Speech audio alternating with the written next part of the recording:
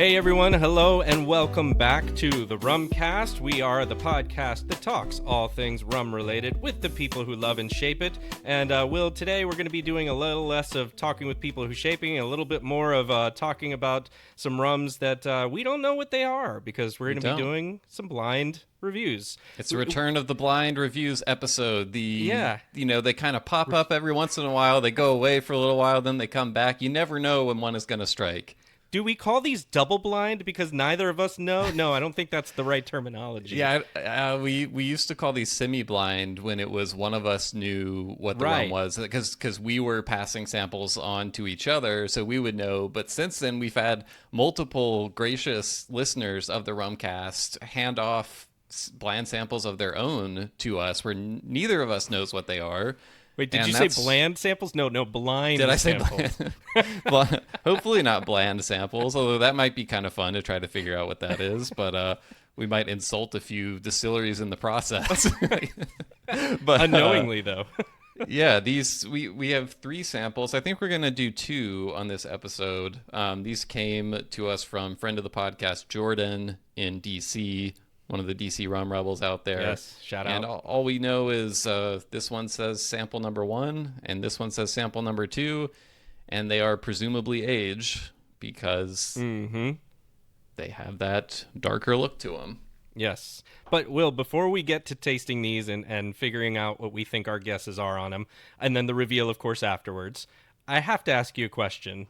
Okay. And it's apropos of some rum news that happened very recently. Appleton has released a new limited offering. I'm sure you've heard. A 51 year, I believe, is what it is. And it retails for the meager price, Will, of $70,000 for a bottle. Not a typo. Yes. Comma was in the right place, right amount of zeros, $70,000. I think 25 bottles in existence. 25? Right? Yeah. 25 lucky people? 25 very rich people. Is anybody going to actually drink this rum? I don't think so. I don't think anyone who spends $70,000 on it is going to drink it anytime soon, at least. So is it purely like investment? Is this like art now, where people just buy it with the hopes that it's going to be worth more later? But I don't know enough about speculative spirits purchasing, but I would imagine when you're buying in with the price already that high, I feel like there's a lot less of a guarantee that it's going to go up in value, as opposed to, if you go out and grab one of the latest Vellier 4 square bottles or something like that, like if you buy that in the store, it's probably going to be a couple $100. Maybe they're $300 or $400 now. I don't know, but you can reasonably expect that to quickly go up in value, right? This, just the pool of buyers for something that expensive is smaller, but it's not like there aren't people out there who will pay ridiculous sums of money for ridiculously rare rums, I guess. By the way, John, stunned. you know what you're doing is you're doing exactly what Campari wants, which is true. I know where you're going with this. Okay. Let's make this so ridiculously expensive that everyone has to talk about it. So we're basically just doing free marketing for them right now. It's a publicity stunt, exactly. Right? Yeah. I get that, and yet it bothers me. Like I'm honestly bothered by this. And Why are you so bothered by it? One of the things I love about rum is I feel like it often brings a good value. Not in every case, but a lot of the times, the rums you get feel like they drink well for their value, especially compared to other spirit categories. And I don't judge only rum for that, because a lot of people will make the opposite argument. They'll say, oh, rum is undervalued, right?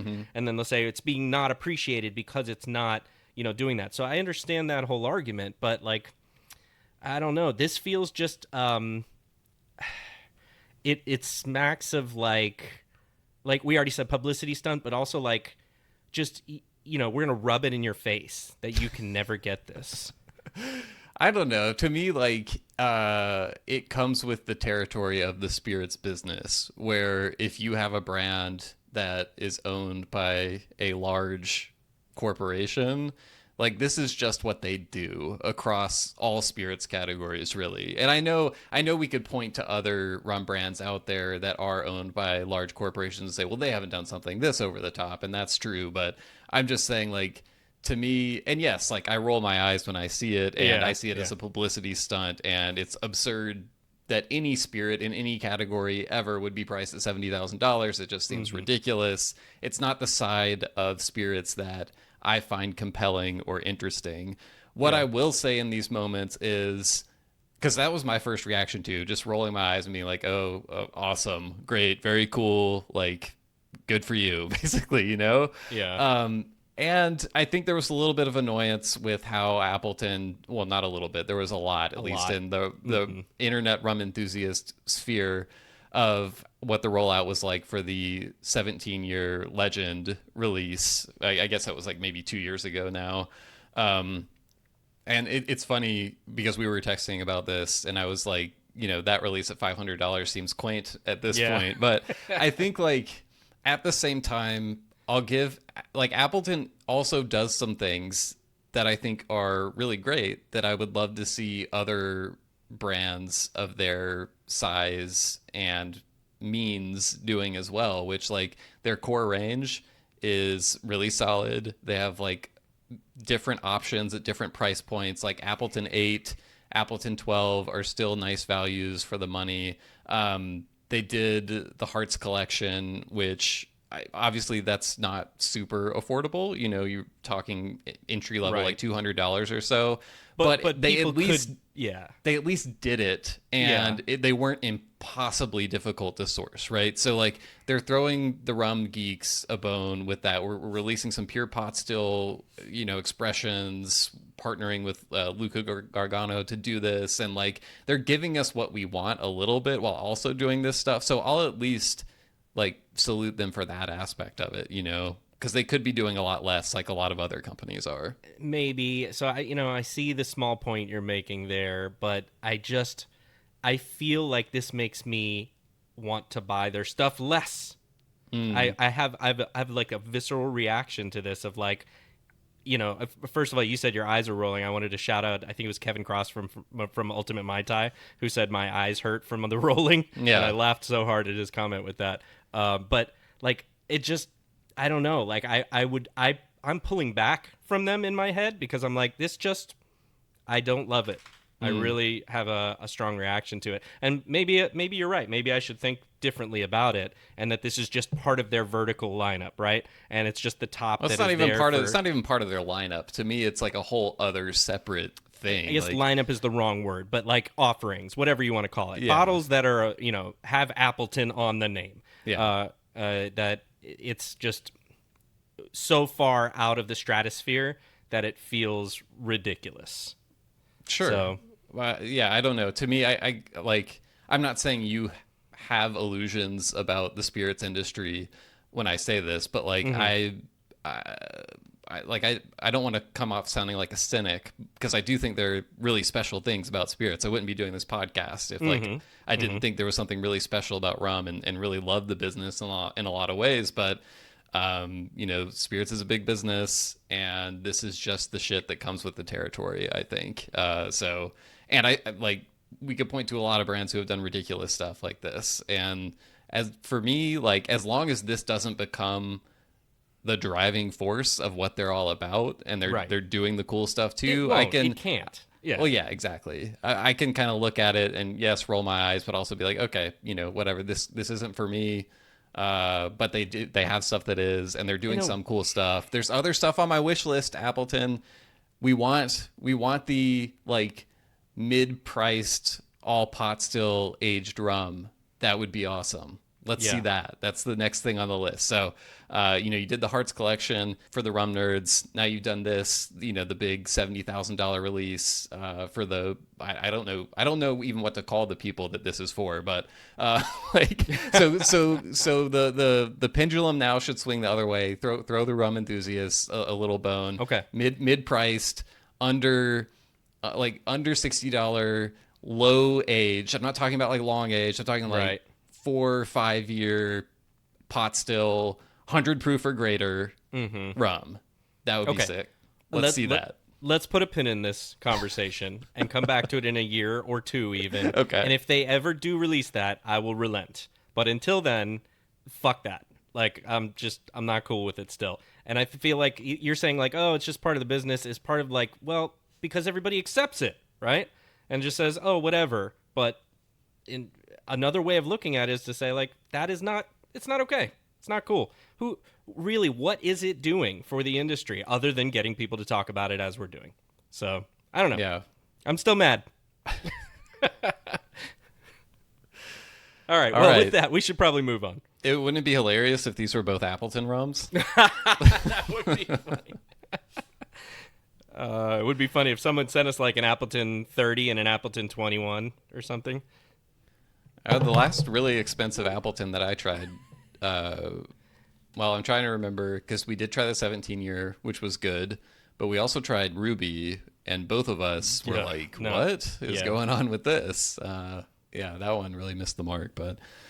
On to mystery rums. Rums. Sample number 1. Hey everyone, this is Will from the future, here to let you know the identity of this rum. This rum comes from independent bottler Roaming Road. They're Spain Rum, so distilled in Spain. It's a 17-year-old column still rum aged in ex-bourbon and finished in a Cotswold malt whiskey cask, bottled at cask strength, 60.6% ABV, and it currently retails for around $140. Now back to the show. So, as usual, we're going to try to... It's not just a game of Guess the Rum. We're also going to try to give our honest thought. That's one of the cool things about this is you can review the rum, or at least say what you think about it, what you like and dislike about it, without all the trappings of packaging and marketing and baggage. Well, this is like notions, good or positive baggage that comes with what distillery it's from or what origin it's from. So we're going to try to give our honest impressions of the rum, but also along the way, try to guess where we think this might have come from. So and the price, right? We try to guess the price range. Yeah, that's always fun. All right, I'm going to go into the nosing here and see. I get an immediate familiarity from this. Yeah. And I actually have an origin that's leaping out to me. Okay. I kind of have general origins in mind and like styles in mind. So the nose is very, to me, a balanced aged rum nose. Like cask driven influence. I'm not getting a lot of like there's nothing funky about this rum. No, this pretty is very straightforward. Yeah. It noses like a rum that I might like introduce somebody to aged rum with. I'm enjoying it. I like it, but it's I nice. think I generally go more towards the straightforward, kind of profile than you. You tend to like the. You always try to paint me as this. You always try to paint me as the guy who likes, all the ultra rum nerd high ester stuff, and that's not me. That's of not the me two at of all. us. It's definitely not. Who's the? You're the Savannah Her super fan. Oh, that's true. I do like that one. Yeah, there was some like Diamond Age or Sea Diamond Age aged bottle that was very expensive that you went out of your way to buy, and I was like, I'm good. I don't need that much of that rum. Yeah, I mean, I did like one really a lot, and then there was another that I didn't really care for. I can't remember which one it was now, but okay, fine. We both have a little bit of paint in that color. Yeah. But I feel like I'm more accepting. I don't know if accepting's the right word. It's definitely the right word if you want to make me sound like a dick. Well, that's only my minor goal. It's not my first part of my goal. Of like I'm a lot more. How would you? Like, I'm like more open-minded is how I would put it. No, no, not at all. I'm trying to say that something that is like an ex-bourbon aged, maybe even column still style rum that doesn't have a whole lot of complexity, but is good for what it is. Yeah. I'm not saying you hate those. I think you've said good things about a lot of them in the past, but I seem to gravitate towards them, I would say, mildly more than you do. Just the bad ones. All right, I'm gonna sip this one now. I like the nose. I like it. I think it smells good. I'm enjoying it. Yeah, I not getting a ton of like fruity influence. Maybe some coconut and like some very soft kind of fruit, like pear, but it's a lot of like oak driven, vanilla, baking spice, the classics. It's barrel playing the char, hits. some cinnamon or something. Some nice sweetness to the little nose. Yeah. All right, I'm gonna actually taste it. Man, I really like it. Drank higher proof than I was expecting based on the nose, but not in a way where I'm saying like, oh, this is hot. Just on the nose, I like my mind was going, this probably isn't like a cask strength kind of rum or anything. But upon that first sip, maybe it is. Yeah, I'm picking up. I'm gonna say north of 50. For sure, right? I'm still kind of zeroing in. I don't think it's. I'm guessing it's not higher than 60 or 62 max, but I think it. Let me keep tasting. There is a distillery that it's starting to remind me of a little bit, Okay, but I'm not. so I'm wondering if it's the same one I I have know, in mind. yeah. I want to spend a little more time with it though. I'm at like 56, 57 for proof. Yeah, yeah, I think that's the right ballpark. Oh man, I just got a note that was like super familiar, but I couldn't place it. Yeah, I'm actually getting a little bit of like a tea note there. I can't quite tell, like I'm I not will good s- enough with teas to know which one, but I think this is a molasses rum. Are we on the same page yes. with that? Yes. There's nothing here really saying cane juice to me. No, I still think just based on the nose and the palate and the mouthfeel, I'm gonna go with column. So I'm thinking molasses column and I don't know. It could be column, but it's not like could be a blend. super. It's not super light column still. Like No. big, No. huge multi column still. Agreed. It's This is- like yeah. I wouldn't describe it as like exceedingly light rum. Like it's got some heft to it. Yeah. It's like a little bit oily. Yeah. I think it's really good, but there's still something that says column to me, as opposed to pot. Okay. It sounds like you might be saying blend or even pot, which I think you'd be wrong. But I think that's kind of where I'm leaning. okay, well that'll be interesting because I'm.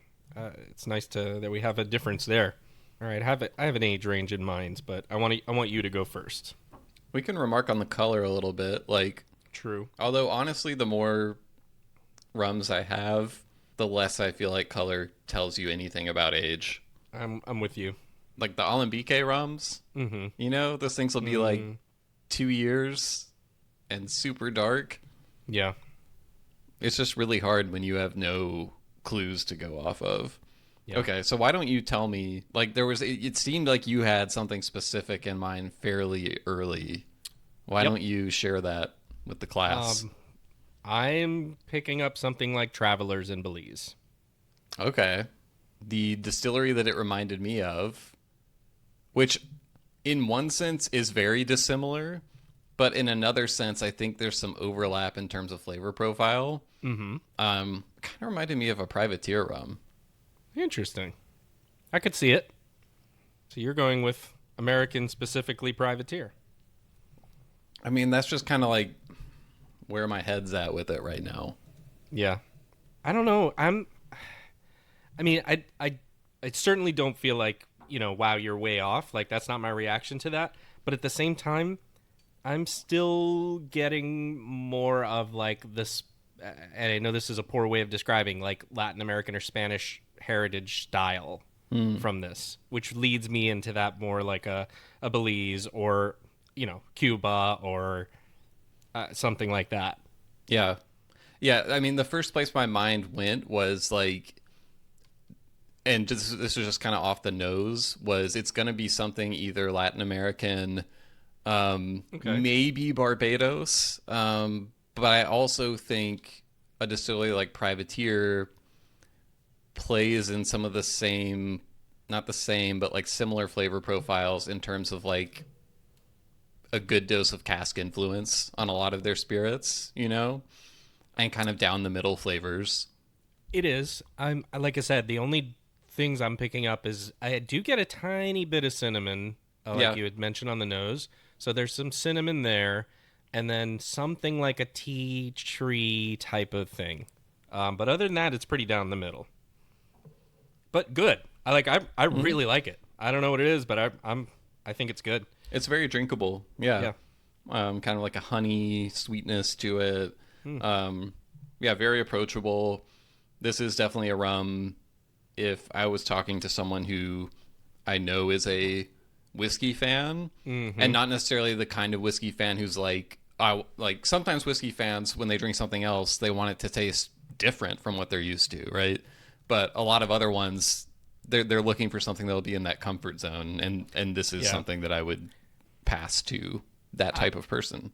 I've always felt that rums like this just are slightly sweeter and come off slightly sweeter than the whiskeys do. It's something I think I may have mentioned this, a couple of times before, but just to repeat it, like whiskey almost always wanted me to be like, ooh, this is good, but I just wish it was a tiny bit more balanced on the sweetness, and that's what I got from these rums. Interesting. So, age? Yeah, I don't know. I guess I'm just gonna go with privateer for my guess because Okay. I don't have something screaming out at me like, oh, I'm for sure that this is something. I just can't put a name to it. So that's kind of where my first instinct was. So I'm just gonna go with that. And do we want to talk about like price? Age and price. So, where are you at on age? This is always one of the hardest questions It is. because also I feel like your distillery guess dictates what's available to you from an age point, right? Like if I think it's privateer, but I say it's 10 years old, then I'm kind of hedging, right? Yeah. So to be consistent with my guess, I'm going to say it's probably like 5 year. I mean, it's possible, like we said. The problem is, where are you aging it? All of those conditions matter. Exactly. But I'm going to stick with my guess of thinking this is like a Belize or a Venezuela, although I would feel like I would pick up some of the off notes that I don't like about Venezuela. And I'm going to say 13 to 18. So I'm going that's way too big higher. of a range. I got to get you to shrink that range. That's a 5 year range. That's huge. I think this is between 0 and 13 years old. That's a 13-year range. That's more than double mine. All right, I'm going to say 15 to 18 then. Oh, I thought you would go the other way. So that was my first thought, and then I'm backing up and I'm doubling down on like no, fuck it, I'm gonna go all the way in of Okay. like a Belize rum that's 15 to 18 years old. This just doesn't taste like a rum that's that old to me. But I don't know. I mean, I've had some Belize rums that taste like this. okay. I feel. And so price. So for me, I mean, it's gonna be higher. I'm gonna go with 120. Okay. I will go with 90. Okay. So how are we revealing these answers? You had these in an email, right? Where did we get a cinnamon note? The Spain rum. Spain. I don't Also, know. another place that I've gotten a strong cinnamon note is Raising Glasses Mookie, the Ecuador rum. Let's do the reveal. All right. Okay. Oh shit! Oh my god. Well, number one reveal That is is the so Roaming funny. Road Spain Rum, 17-year. The one you just shit all over, by the way. I didn't shit all over. You did? No, I didn't shit all over it. You liked it a lot, and it was the least favorite for me of the ones. And I remember I said it's solid, is what I said about it. It's solid. Yeah, and then you walked it back afterwards because you knew I didn't liked it, walk and you were it- like, I no, this didn't rum walk it sucks because back. John likes it. No, you tried to single me out as being crazy, and like, no, it's you're right though. 17 years, so you were right there in the wheelhouse. That's funny. We got the cinnamon note, but just didn't connect it. I still like it.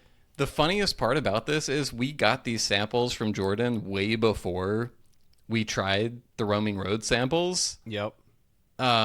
So like he didn't hear us taste that and then send us a rum that we just tried. That's really funny. That's a good point, yeah. So I would say you were much closer than I was with my guess, for sure. What did I say? I said Travelers, Belize. Yeah, you said But Belize. I get it, yeah. 15 to 18 years. So Column, you were right there in the wheelhouse. Yeah. Wow. I mean, now it all clicks into place. Now that I'm trying it again, I'm like, yep. I think it's really good, man. I think this is a great rum. It's in one of my top of the year, believe it or not, right now. Yeah, see, this is where we differ. Is like, I'm not super low on this rum. You're super high on this rum. And to me, it's not special, and it seems like it's special to you. I think it's I can't divorce it from its origin and the uniqueness of it. So I have to acknowledge that, right? Because it's a Spain rum, it's not something that's familiar. It's not something we usually get. There is that element of uniqueness in all of it that is hard to separate from. So that's part of the narrative with it. I'll be honest. Like, we just tried it blind and I still liked it a lot, right? I didn't say, like, ooh, this is the best thing I've tried in It a long does seem time. like you like it more since learning what it is, but maybe that's because Maybe. you already liked this rum a lot. So Yeah. that's actually fun. I think what we need to do is to go back and like play side by side your reaction to tasting that when you knew what it was versus Yeah. tasting it to when you didn't know, It would and be see interesting. which sounds more enthusiastic, so we can sort of pinpoint just how much unique location plays into the John Gulla favorability scale. I mean, I think there's a factor, but I don't think it's super ridiculously big because I know that I was enjoying this blind. So here's what I'll say in again trying to defend myself against your constant besmirchments of me and my feelings on this rum. I think it's a solid rum. I think where I stand by my original review of it and what I think was consistent with this woefully incorrect guess of what it was is I still think it doesn't strike me as something where it's like, this is so unique.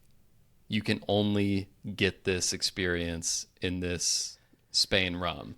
And like this tasted to me like, again, it tasted like something that could come from several different cask driven flavor profile origins, right? Yeah. I will say, like, again, I don't know what all the differences were at play here, but it tasted richer to me this time around, which is why I think I had a little bit more openness to the idea of pot still, pot column blend, that sort of thing, hybrid still. So again, like, it's not, I don't dislike the rum. I think it's a solid rum. I just, for me at the price, it's, I wouldn't go out of my way to buy the rum. That's me personally. It sounds like you really would though. What is this one retail for? It's $140. Okay, so I was a little under it because I think I said It's 120. expensive. But I wasn't that far. 120 to 140. No, you were in the So ballpark. I would pay for this. I think this is a worthwhile product. Now, I'm going to acknowledge something I think that you get right, which is I don't know how really and truly unique of a drinking experience it is because of the points that you mentioned. But there is still something there. I think I even mentioned this when we were tasting through this on our other, bonus episode, was that although I agree with you, I still think there's just like, I don't know, 5%, 7% type of thing that's unique enough. I kind of think not it's going to be different enough for most people. Yeah. But that said, I'm just saying I like having a really good product. This is 60% ABV, by the way, so we were pretty close. That brings a pleasurable experience. You mentioned it when we were blind tasting it, where you were saying like I could introduce this to somebody. Yeah, no, totally. And that's absolutely what this does. So I like having in my bar something that is the complete opposite of a Savannah Her, right? So that Of I know course, yeah. I can give this to somebody and they're gonna enjoy this if they like any kind of whiskey or bourbon or whatever. And all of a sudden, like they're gonna be like, "Oh my god, this is amazing! This is what rum is." And that's one of those products. It's not the only one, to your point, but it's one of those. And that's kind of what I'm saying is I feel like I feel like my bar is all stocked up on rums that accomplish that, and give me a similar experience. Yeah. Well, you need to buy more shelves. I do need to. I mean, that's just factually true. But yeah, I also just wonder how much of the unique factor with this rum, with it, you were kind of referring to it as like the 5 or 10% thing. I wonder how much of that is coming from the Cotswold malt whiskey that's cask, because this is finished in a Cotswold malt whiskey cask. That's a good point. Yeah.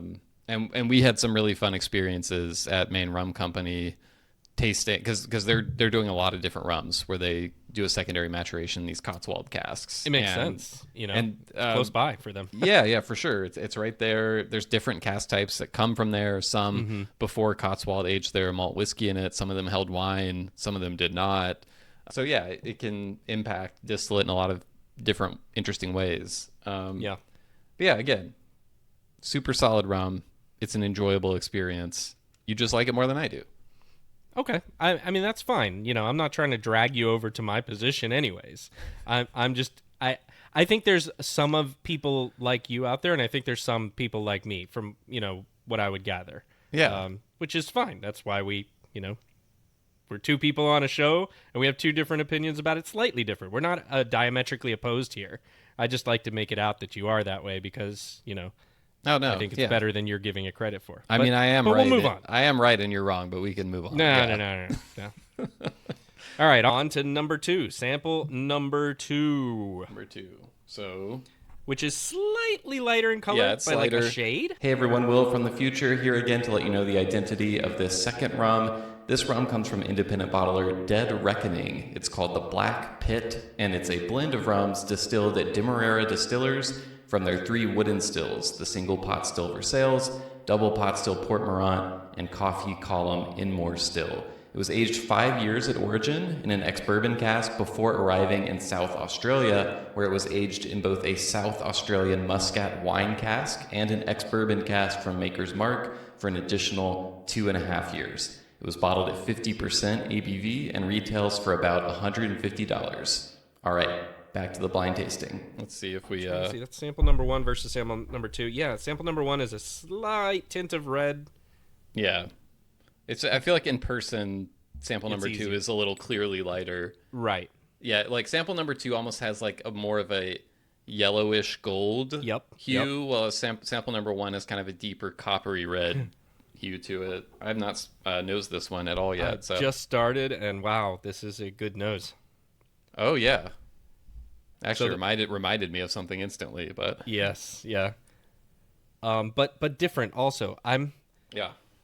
I'm getting baked goods, almost like cinnamon rolls or doughy. Doughy like cookies or something. Doughy cookies, or, like cookie dough, or biscuits for our listeners across the pond. Yeah, there's something very specific that this reminds me of. It almost has kind of like a Tootsie Roll. Yes, Tootsie Roll's a good call. Note on there. Cotton candy, sweetie, go. Let me hit your Tootsie Roll. One thing this episode did not need. I got to rep the 305, man.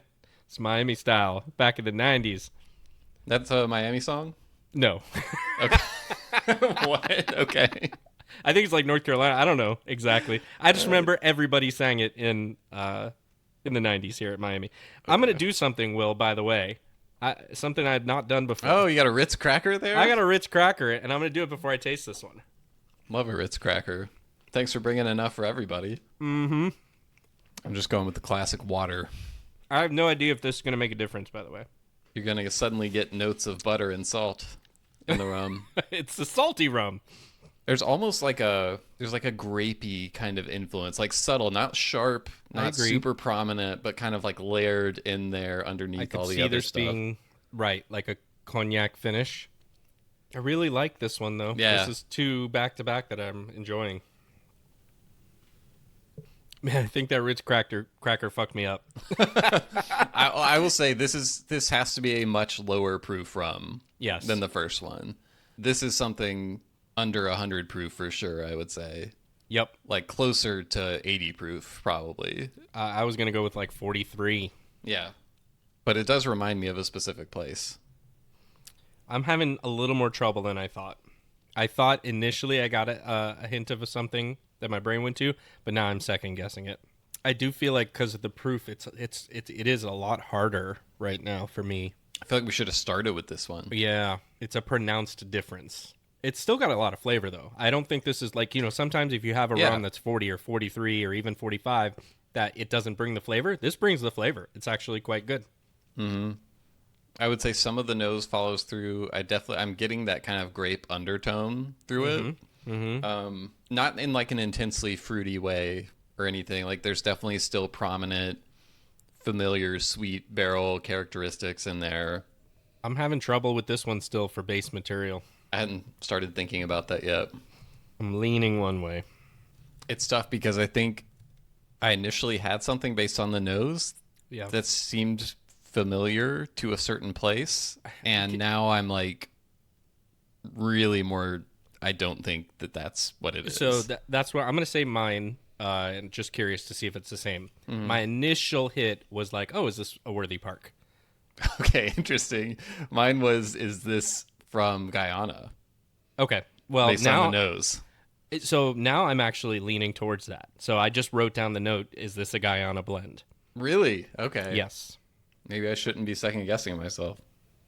Because I feel like in here now I might be getting some of what I would expect from a Guyana blend type of product. A little bit of maybe the Port Mourant, a little bit of, Saval or whatever other stuff they put in. Something like that. Yeah, it's so tough because there's so many directions they can go in. It does sound like both of us are leaning towards it being a molasses rum then. So I'm leaning towards it, but I don't feel super great about it.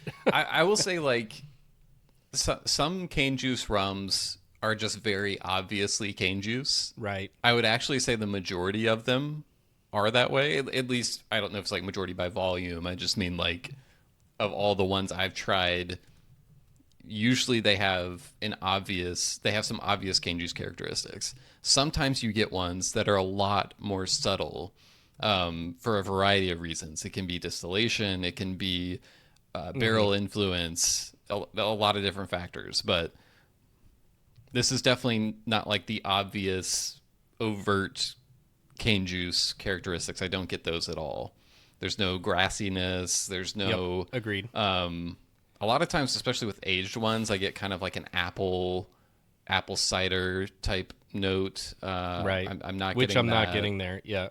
No. My thinking right now is if it is a molasses base, it's got some type of a finish, and that is kind of maybe pulling me in a different direction. You mentioned the grapiness. That grape note is coming yeah. through super strong for me Yeah. now. So as it's I'm like, going back to the nose. is it an ex cognac or an ex sauterne or something in that direction of like a sweet wine type of thing finish that could be impacting? So that's kind of where I'm going. At this point, I've got a few things: 43% molasses, ex cognac or ex sauterne or something like that finish. I'm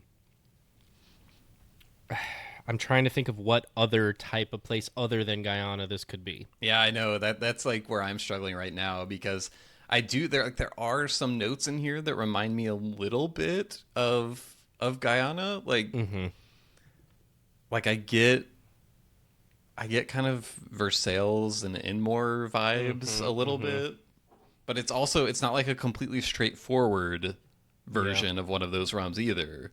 So maybe there is some secondary maturation influence, like you were saying. I got to pour a little bit more, just because I do think this is lower proof, so it's going down easy, and also just because like I'm still a little bit confounded. Yeah. The mark of a good blind sample challenge. Yeah, there is a note right away on the entry of the nose of this rum that really reminds me of some DDL rums that I've had. Yep. But then once that strong grape influence comes in, it goes a little bit away from that direction. I agree. I think we're both in a similar place. I'm just trying to explore what else. Mauritius, or that would be weird, but no, it's not really a Philippines. I'm trying to think of anything outside the box. I can feel pretty sure it's not like Australia. It's not, I'm trying to rule out things. Yeah. It's not Jamaica. I don't think. I don't think it's Jamaica. I will say that grape note, it also gives me like a little bit of kind of like a blackberry vibe that like some Jamaican rums have sometimes, but I don't think it's Jamaican. Yeah, maybe it's a blend. No. It could be Like a a multi-country blend. Yeah. Okay, so that is actually a pretty good guess, and that would be devious. It would on the be part devious, of Jordan. Yeah. But fair game. I mean, it's not like that's an uncommon rum style. Yeah. I do like. There is something on the nose, and I get it a little bit on the palate that just says DDL to me. Yeah. And it says heritage still. I don't think it's Port Mourant. I wouldn't be surprised if there was a little in it. Yeah, I'm not getting that like distinct Yeah, Port Mourant note. industrial. And usually when that's in a rum, I'm pretty quick to recognize it, but I'm also not usually trying them blind. So Yeah, I'm on my third pour of this, trying to just figure out anything else. The doughy kind of bready note is what I sometimes get in Worthy Park, although it's usually banana bread, and Yeah. that's not here. So that's where I think that confusion comes in. But I wouldn't be surprised if it is a multi-country blend, and maybe it does have some Guyana and Jamaica, and that could be interesting. and maybe even some Barbados or something, because I do feel like it has kind of a down the middle backbone to it, and it's got these little interesting things building off of it. So it's almost like there's some element to it that might be from a What is the TCRL High Seas? it's definitely not this rum. Okay. I'm just trying to think of some products that are out there and marry I it. didn't mean to be so dismissive. I sounded like an asshole. You're like, yeah. Um, No, you idiot. It's not that. High Seas is I believe it's Panama, Jamaica, and I don't get any Panama. there's another destination. But that High Seas to me is more, it's a different kind of fruity. It's like a brighter citrus kind of fruitiness to it. This is more like mellow, and I get more aged influence on this than High Seas. Black Tot? Finest Caribbean, like the kind of the flagship blend. Or maybe even one of the master blenders. Although then the ABV would be too low. Yeah, and it's not, to me, it's not complex enough to be one of those. Yeah. I'm not saying it's like, oh, there's nothing going on here. But it's not, it doesn't strike me as something that's like a really high priced product. I'm not saying it's $20. Because it's nice. It's a really pleasant sipping experience. Like this could be a really nice kind of everyday relax kind of drink. Yeah. 10-1 has 2 multi-country blends. Mm-hmm. I don't. Man, the more I knows this thing, like there's some element of Guyana in here, Yeah. and I'm willing to like look like an idiot if I'm wrong, but I mean, that's where I eventually just was feel like- coming to. Yeah. yeah.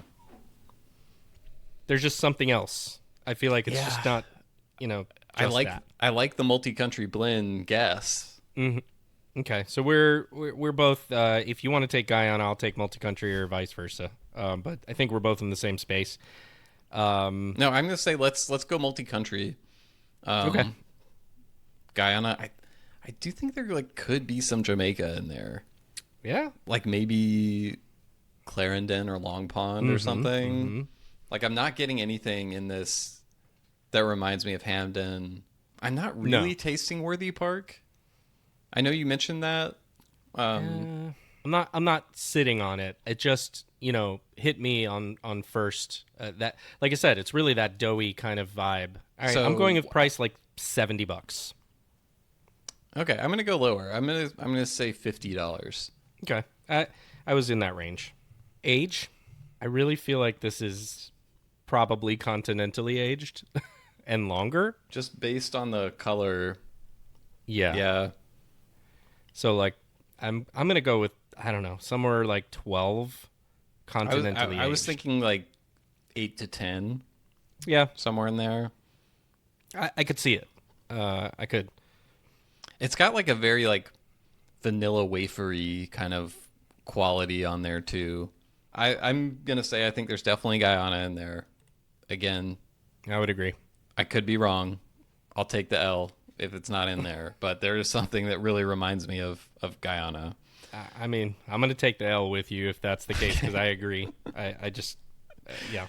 Do we want to get any more specific? We're saying multi-country blend, Guyana. Are we both saying Jamaica? Yes. Okay. This is the fun thing about doing them blind together is sometimes we have ones like the first sample where like we both have distinctly different guesses, and then sometimes it's like we come together and we help each other. Yeah. Okay. I agree. I don't think there's any like Central American in here. I feel like it's mostly Caribbean. Yeah. Trinidad? I could see that. I could see Trinidad, yeah. Because I do think there, again, I used the phrase down the middle earlier. I do think there might be some down the middle component of this blend where it's like that part is like 45% or 40% of the blend. And then you have like 30% Guyana and then like the rest Jamaica or something like that. It's going to be really funny when this is like not a blend at all. But Yeah, it's like something completely. It's like a UK rum. it's not a UK rum. I will It's say. not. I don't guarantee think so not a UK rum. All right, are we ready for reveal number 2? Yeah. Let's do it. All right, Sample scroll lightly because we haven't done number 3 yet. So we don't want to spoil that. Just like all right. Very rolling slow. lightly. I see the top of it. There's a neck. It's dark in this picture. Oh, the Black Pit. The Black Guyana. Pit Dead Reckoning. And wow, you said Guyana. Wait, well, we both said Guyana because I think you said Enmore, right? I said Enmore by name. I said Versailles or Enmore. Versailles, and both of those are in here, right? I don't remember. Let's scroll down and see what the specs are. It says the Black Pit is a blend of spirits from 3 stills. 5 years of tropical aging in Guyana. Well, I was wrong there. Wait, but you're not getting to the rest of the aging. Where's the rest of the aging? Well, just keep reading. Okay. Well, yeah, let me read this. All right. So it says the aforementioned 3 stills, which it looks, I'm still looking for that information. Port Mourant, okay, Versailles, okay, and EHP. That's EMP? That's Enmore. It's Enmore. Okay. Yeah. So those three stills run with both open and closed fermented molasses-based wash, 5 years of tropical aging in Guyana in an ex-bourbon cask before heading to, I don't know where that is, South Australia, maybe? Heading to Australia for a double dose of Adelaide dry aging in both South Australian muscat wine casks and ex-Maker's Mark bourbon. That's the doughy. Ah, wow. Okay, so wait. So it's not a multi-country blend, but I think we're a little bit vindicated in that there was the Australian muscat wine influence, which I think is maybe where that grape influence came in and what was kind of pushing our minds toward maybe there's some Jamaica in here. Yeah. Wow. Okay, so we had a very brief. This is just. I feel like we got so excited when we saw the reveal. This is a Dead Reckoning product. Yeah. Justin Bosley, we had him on the podcast a few years ago. Australia independent bottler. This is a bottling called the Black Pit, and yeah, it's the 3 heritage stills. So the 3 wooden stills: Port Mourant, Versailles, and Enmore, and that's the note. I was too afraid to say this earlier, but I told you independently before we got to the reveal was there's a note on the nose of this rum that reminded me of the upcoming Rumcast Reserve Versailles still VSG that will be forthcoming soon. And I didn't want to say it in case I was wrong, because I didn't want to be wrong about our own rum that we're bottling. But it turns out that there is a connection there. I will say, like, you called out the Port Mourant as being in there, and I was kind of like, I don't think so. I don't know if maybe it's that the Muscat cask influence, but the Versailles and Enmore notes are the ones that jump out to me more. But I am pleased that at least this is a DDL product, and you great call on the secondary maturation there. I'm even surprised because it was so doughy on the nose that my brain was getting to that like weeded bourbon type of thing, like Maker's Mark. Exactly. Yeah. I wish I'd have like pulled it out. I didn't. It wasn't in my head, to be clear. But like that, now going back, I'm like, yes, that's exactly what that is. Yeah. So what's interesting to me about this is you get all of these elements, right? Yeah. So I agree with you. You get the DDL. I have to pour. I have a tiny bit of this left. I have to pour the rest. Taste it now that I'm. Yeah. You get some of the DDL, we were able to pick out there are different stills in this, right? And you really do feel that. You also get the finish here. Like there are some finishes where you're like, wow, I'm really struggling to feel that or taste it. But in this one, I think you really get the musket in there. Yeah. Almost it's a little heavy, honestly. Yeah. But I don't think it's making it worse. It's so funny when I knows it now. I'm like, well, there's absolutely no fucking question that this is DDL. Of course. And I felt a fraction of that on my first nosing. I was just like, DDL for sales. But like, because the mystery factor, you don't want to like, yeah. And now it's just so funny how once you have the information, I swear it changes your own sensory perception of the rum. It's like it enhances it in a way. Yeah. It's because your brain now has not only the information coming from the glass, but it has all the all the files that have been stored in your brain from previous tastings. It's like they come together to give you a picture of what you're nosing and tasting that's higher fidelity in a way. It's crazy. Yeah. What is the ABV on this, by the way? 50%. So okay. Also, interestingly, very similar to the Rumcast Reserve pick, right? Because we're at about that same one. We thought this was lower.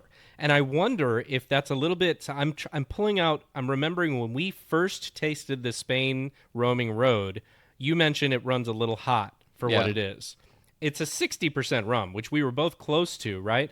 But then coming from that, if you're saying you're coming from a 60%, maybe it runs a little hot for what it is, down to a 50% that runs a little cool. Yeah.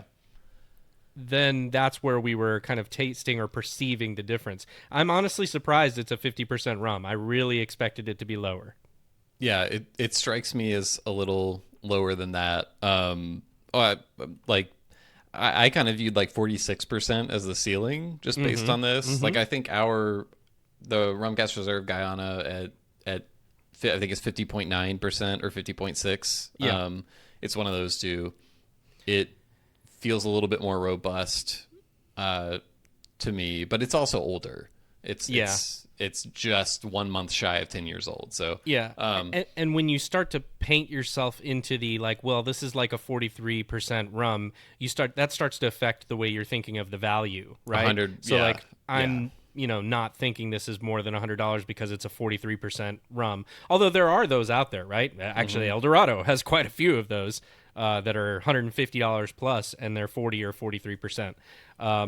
So they do exist. It's just not what we typically associate in that way. Are you looking up the price on this one, the Black Pit? Yeah, I am. $150. Yeah. So I don't think, because we guessed both a lot less than that, but I think we had kind of started to paint ourselves a picture of like what this was and what we then thought the value was based on that. So in this case, I don't think I wouldn't say that like, oh, $150 is way too much for this. Yeah. I think it's actually quite a good product. And I'll also say that you and I know I did, I think you did as well, but when we were in London during our trip to go to Main Rum, we had a lovely night at the Black Parrot with a lot of friends of the podcast came out, and one of them brought the Black Pit, and we tasted it there. And I remember being like, oh shit, it's really good. Yeah, it was you mentioned it. I tasted it right away, and I was like, fuck, that's like really good. Yeah. So maybe it's not surprising that we came back from the trip with a Versailles VSG of our own. So this might be the first time both samples we had actually had these rums prior. Yeah. Although I like that night we tasted a lot of different rums 40 at the Black rums, Parrot that night. Yeah. So it was one of many, but I really enjoyed it then. And it's super solid. Like again, like I was saying, this is a rum that I could I don't drink every night of the week, but if I did, this is one that I could drink every night of the week. Yeah. I like both of these, by the way. I thought these were both really good rums. A huge thank you to Jordan for sending these our way and for getting us to do this exercise. It was fun, like I said, because although we have had these rums before, it's like now you're bringing your brain back into it. I think that probably played a little bit of a part into. You did pretty good on this one, by the way. The total aging was what, 7.5 years, and you said 8 to 10. So you were pretty close on that. I mean, I think we got a lot right on these. I'm not trying to toot our own horn or anything, but like we were pretty close on both of them. I feel I'm not embarrassed about the performance today. Right. I mean, I know Privateer versus the Spanish distillery is going to seem weird. You fucked but, up on that one. I mean, sure, I fucked up, but like, but to me, there are still common connections between the two. Like they're both cask-driven rums, and I feel like on the Black Pit we acquitted ourselves pretty well. Like we at least knew DDL was in there. I will say, like, can you tell which sample I enjoyed more? I mean, let's also call out that the ABV is different, right? For those who are listening, I'm holding up the 2 sample bottles. My sample number 2 is completely empty. Sample number 1 is about half full from where it was. That doesn't tell you shit. So what? My sample 1 is also a little bit more full than my sample 2. I'm just saying, like, I like this. I like the Black Pit more than I like the Spain Rum, is what I'm saying. Yeah. It's not reflective on both of us, just pointing out my own preferences. I'm going to say, honestly, and this is my honest evaluation, these are both really good. I enjoy them both.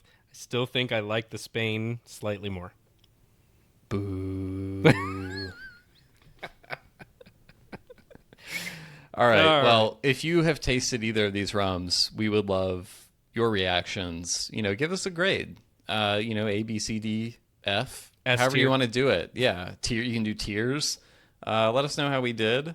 And we'd love to hear your takes on these rums. So send us an email, host@rumcast.com. That's HOST@rumcast.com.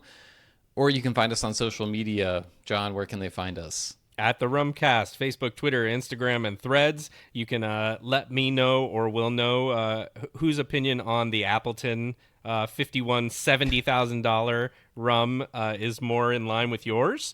I do think you raised some good points, Will. I will say, I see your perspective, but my anger has not subsided. There are many emotions that are valid in situations like this. So, live your truth. I'm in the 5 stages of grief that I will never get to try that rum, and right now I'm still in anger. I guess, like, maybe that's where we differ a little bit, in that I honestly don't give a shit about ever tasting the rum. Like, I'm sure, like, if I had the opportunity, of course I would do it. I don't know. There's so much good rum out there. Like, is it the quote unquote, like they're kind of billing it or marketing it as like the oldest rum ever bottled. I'm not going to fact check whether that's true or not. It could be true. I mean, I can't think of, like, there's no rum that pops to my head right away as being widely commercially available. I mean, this isn't widely commercially available. 25 bottles being commercially available at all that had an age statement higher than that, but I don't know. Didn't they have a 50-year previously? They had a 50 someone has done a 50-year. I can't remember if it was Appleton or someone else. Pretty sure it's Appleton had a 50. There may have been multiple 50 years, but yeah, I mean, sure, it would be cool to try, but I'm not like, oh, I wish that they had released it to the masses and priced it affordably. Like, I don't know.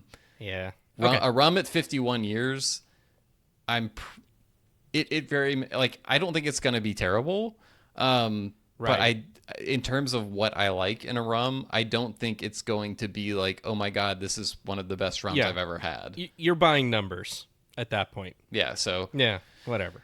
Anyway, we will be back next week with a full episode. We have many episodes coming up, more exciting things to reveal, exciting people to talk to. But until then, John, that's a wrap. Cheers. Cheers.